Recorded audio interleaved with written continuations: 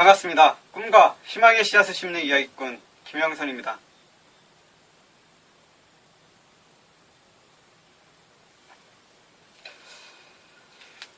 이제 다음 주 3일밖에 안 남았네요. 계속 똑같은 말을 되풀이하는 것 같아요. 이제 친구네 집에 가는, 아무래도 매일 이곳에 남기던 그런 습관들에서 좀 다른 환경으로 가서 또 남겨야 되는 부분들도 있고, 일에 대한 어느 정도 공포도 있지만, 일단 이렇게 동영상을 남기는 부분들도 어떻게 남겨야 될지, 또 어떻게 해야 될지, 이런 고민들이 좀 많이 생깁니다. 사람이 매일 같은 환경, 익숙해져 있는 그런 환경에 벗어나서 새로운 곳에 가서 좀 도전한다라는 그런 막연함, 그리고 두려움, 그런 것들이 없다면은 거짓말인 것 같아요. 물론 그런 거에 크게 연연하시지 않는 분들이 많겠지만, 저도 한때는 그런 사람이었어요. 그렇게 크게 연연하지 않고 어느 곳에서든 길거리에서도 잘 자고 그런 사람이었는데, 어느 순간 또 이렇게 되돌아보니까 그건 제가 살아온 그 환경에 따라 많이 변하더라고요. 근데 그 환경이 예전에는 좀 더 젊었을 때는 그래도 변하는데 짧은 시일이 걸렸다면, 지금은 이제 나이가 들면서 훨씬 더 좀 오랜 시간이 걸린다는 겁니다. 그만큼 이제 저는 20대 중반 후반 초까지만 하더라도, 한 27, 8 전까지만 하더라도 집에서 지냈던 기간이 짧았습니다. 19, 10월달, 제가 이제 상고 출신이라 19, 10월달부터 취업을 나갔고요. 그때부터 집에 들어와서 잔 날이, 그러니까 생활했던 적이 거의 없었습니다. 그러다가 대학교를 가게 되면서 잠깐 집에서 한 달 정도 지냈었고요. 한 2월달 정도에. 그리고 3월달부터 이제 대학교 생활을 하면서 자취 생활을 했고, 그해 7월에 이제 휴학을 하면서 잠깐 집에 한 보름 정도 들어가 있었던 것 같아요. 정확하게 일수는 기억이 나지 않습니다. 그렇게 하다가 어쨌든 자취방은 1년을 계약하고 들어갔기 때문에 또 중간에 가서 좀 활용도 했었고요. 그러다가 청주로 넘어가서 청주에서 작은 누님이 생활하시던 방이 비어 있었거든요. 그래서 거기 계약 기간도 있고 해서 거기서 또 한 3개월 정도 생활을 했었고, 그러다가 아는 형님네 가서 서울이었습니다. 거기서 또 생활을 한 2달 정도 했었던 것 같아요. 그러다가 서울에 가서 생활한 게 먼저인지 청주에 생활한 게 먼저인지는 정확하게 모르겠어요. 그래서 저는 그러다가 군대를 다녀왔고, 군대를 다녀온 후에는 집에서 한 6개월에서 1년 사이를, 6개월에서 1년 정도 지냈던 것 같아요. 그러다가 이제 바로 국토대장정을 했고, 생각해보니까 6개월 정도네요. 국토대장정을 시작하면서부터 계속 바깥 생활을 했습니다. 종종 이제 집에 와서 옷도 갈아입고 뭐도 하고 했었지만, 집에서 생활하는 그런 일수보다 일주일이라고 하면 집에서 하루 이틀, 나머지는 바깥 생활, 이런 식으로 이제 8년 동안 거의 생활을 했던 것 같아요. 물론 이제 종종 들어와서 살았던 기간도 있었죠. 아무래도 국토대장정을 하다 보면 돈이 필요하니까 아르바이트를 합니다. 아르바이트를 하기 위해서는 집에서 생활하거나 아니면 숙식 제공되는 곳에서 생활하거나, 그렇게 생활을 하다가 돈이 모아지고 또 떠날 시기가 되면 또 떠나고요. 그런 생활을 반복하다 보니까 집에서 1년 12달이죠.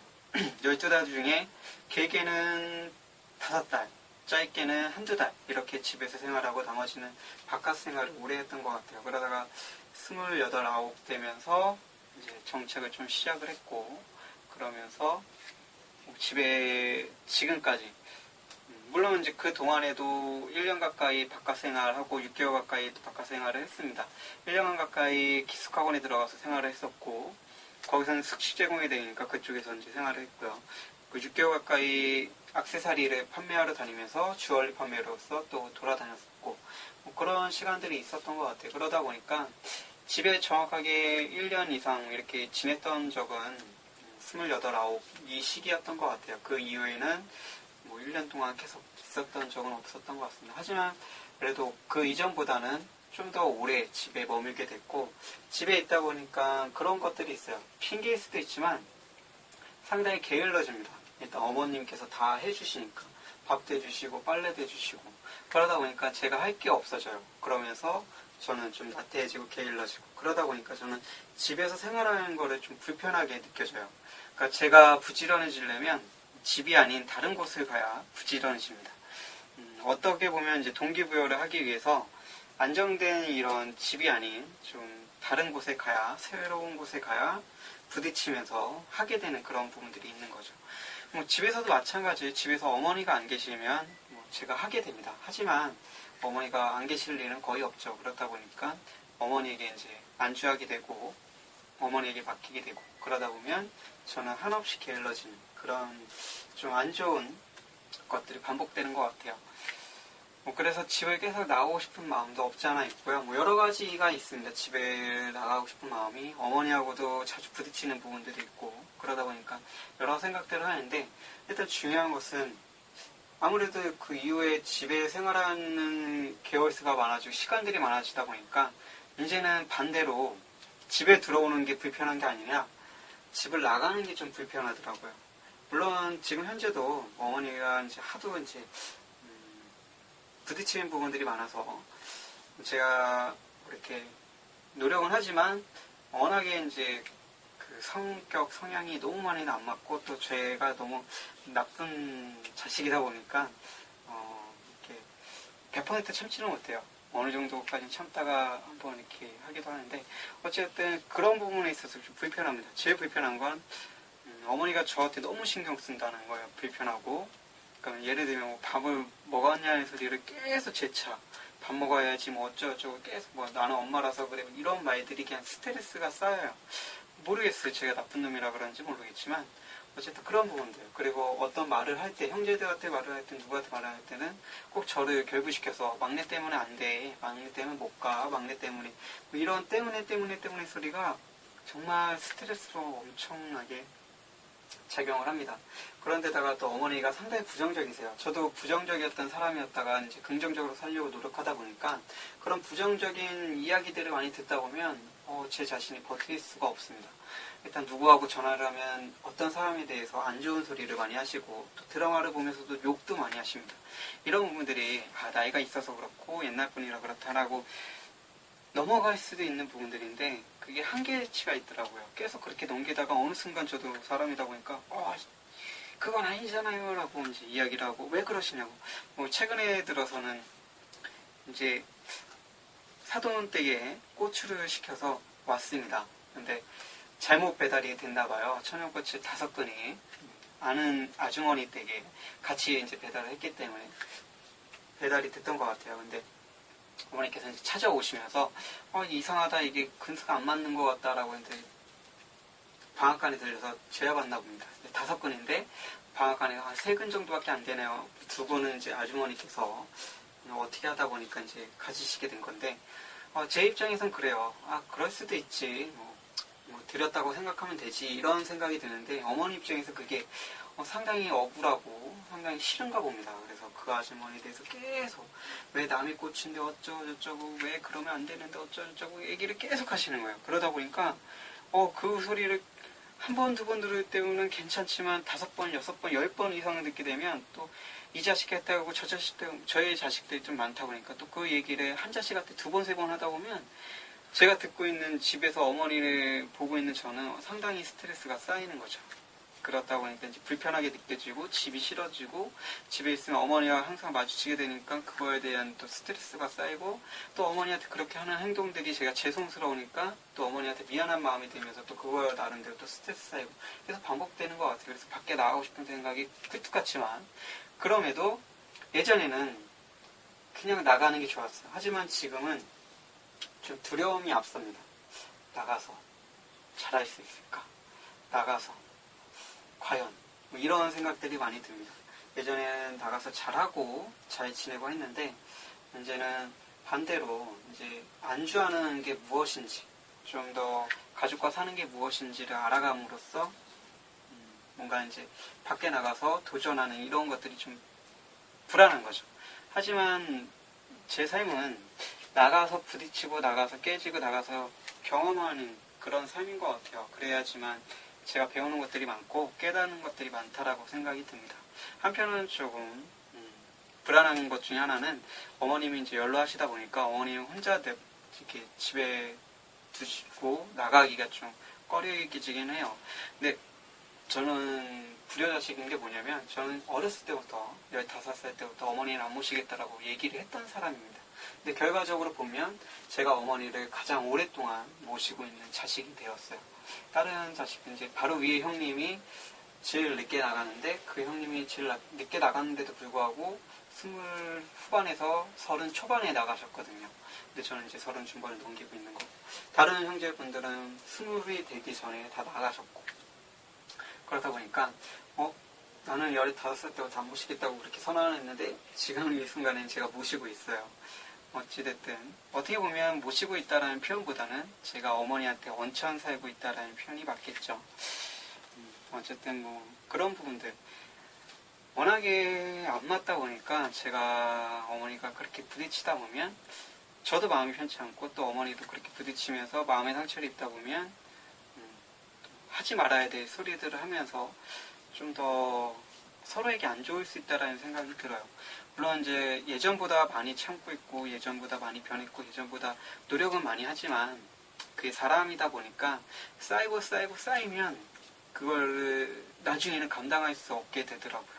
예전처럼 밖에 나가서 사람들도 많이 만나는 것도 아니고 예전처럼 이렇게 활동할 수 있는 나이도 아니고 그리고 긍정적으로 신경 쓰지 않는 나이가 아닌 정말 긍정적으로 많이 신경을 써야 되고 여러 가지 제 인생에 있어서 또 정말 신경을 써야 될 부분들이 많아지더라고요. 예전과는 좀 다른 신경들을 많이 쓰게 되면서 그러다 보니까 그거에 대한 또 스트레스도 적지 않게 있는데 또 어머니에 대한 스트레스까지 같이 감당하기에는 제가 많이 부족한 것 같다는 생각이 들어서 좀 나가고 싶은 생각도 들고 또 어머니께서도 속편하게 좀 어떻게 보면 불편할 수도 있지만 형님네 들어가서 살림이 참 좋은데 형님을 모시겠다고 또 하셨고요. 그런데 거절을 하신 부분 이제 와서 또 들어간다는 것은 좀 안 맞겠죠. 어쨌든 이래저래 복잡한 사정들이 얽히고 설켜서 또 어쨌든 저라는 사람이 많이 부족하기 때문에 어머니하고 또 관계도 그렇고 그러면서 이제 이번 선택을 하게 된 계기가 여러 가지가 있어요. 여러 가지 이유가 있는데 그 중에 하나가 오늘 이야기하는 것 중에 하나였고요. 그러면서도 좀 불안한 거, 좀 도전하는 데 있어서 아직은 불안하다는 거. 이게 과연 이제 친구하고 다시 살게 되는 건데 제가 20살 중반쯤에 한번 같이 살았던 적이 있었습니다. 그때는 제가 얹혀 살았죠.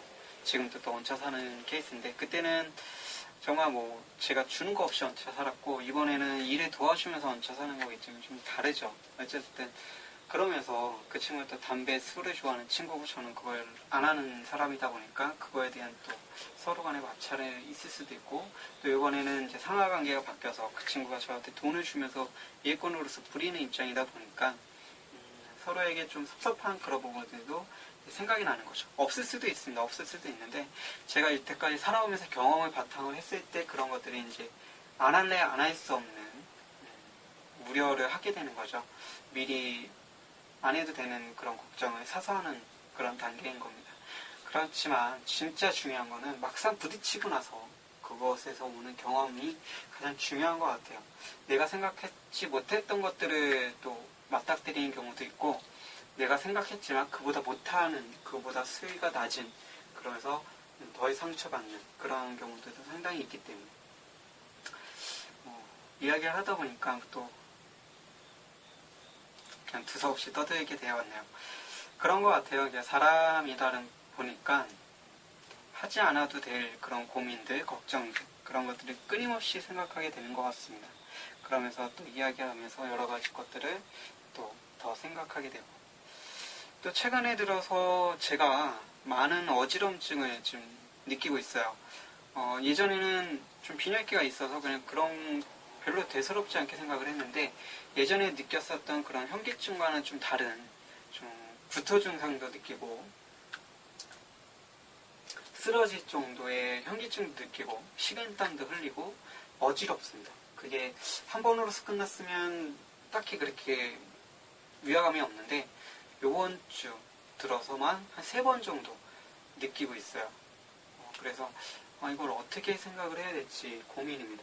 이에 대한 후유증인 건지 아니면 최근 들어서 비타민을 제가 그동안 먹진 않았었는데 비타민을 사서 최근 들어서 먹고 있거든요. 그 비타민에 대한 후유증인지 아니면 생활 패턴이 좀 흐려져서 최근에 들어서 이제 쉬게 됐잖아요. 일주일 정도 쉬게 됐는데 이 쉬면서 밤낮이 바뀐 생활을 해서 된 그런 후유증인지 여러 가지 좀 의심이 되더라고요. 지금 현재도 많이 심각할 정도로 어지럽진 않지만 현기증이라든지 어지럼증이라든지 그런 것들이 좀 동반되고 있어요. 그래서 이야기하기가 원래 이쯤 되면 상당히 즐겁고 행복하거든요. 근데 지금은 좀 힘듭니다.